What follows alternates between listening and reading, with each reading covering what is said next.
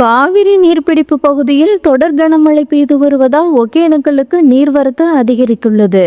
வடகிழக்கு பருவமழை காரணமாக தமிழகம் முழுவதும் கனமழை பெய்து வருகிறது. மேலும் தமிழகம் மற்றும் கர்நாடக நீர்பிடிப்பு பகுதிகளிலும் பலத்த மழை பெய்து வருகிறது.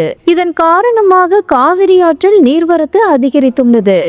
இந்நிலையில் கர்நாடக காவிரி நீர்பிடிப்பு பகுதிகளில் பெய்து வரும் மழையின் காரணமாக கிருஷ்ணராஜசாகர் கபினி அணைகளுக்கு நீர்வரத்து அதிகரித்துள்ளது.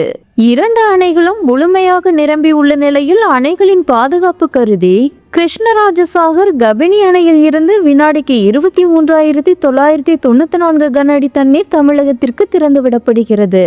இந்த நீர் கர்நாடக தமிழக எல்லையான வெளிகுண்டுலு வழியாக காவிரி ஆற்றில் கரை புரண்டு தர்மபுரி மாவட்டம் ஒகேனக்கலுக்கு வந்து கொண்டிருக்கிறது.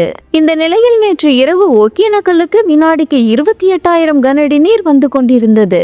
இந்த நீர்வரத்து இன்று காலை 8 மணி நிலவரப்படி வினாடிக்கு 40,000 கனஅடியாக அதிகரித்தது.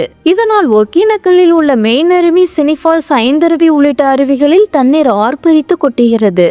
மேலும் நடைபாதைக்கு மேலே தண்ணீர் பெருக்கெடுத்து ஓடுகிறது.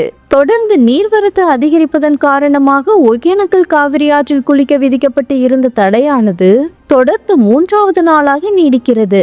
மேலும் பரிசல் இயக்க தடை 2வது நாளாக நீடிக்கிறது. காவிரி ஆற்றில் நீர்வரத்தை தமிழக கர்நாடக எல்லையான பிலிகுண்டுலுவில் மத்திய நீர்வளத்துறை அதிகாரிகள் தொடர்ந்து கண்காணித்து வருகின்றனர்.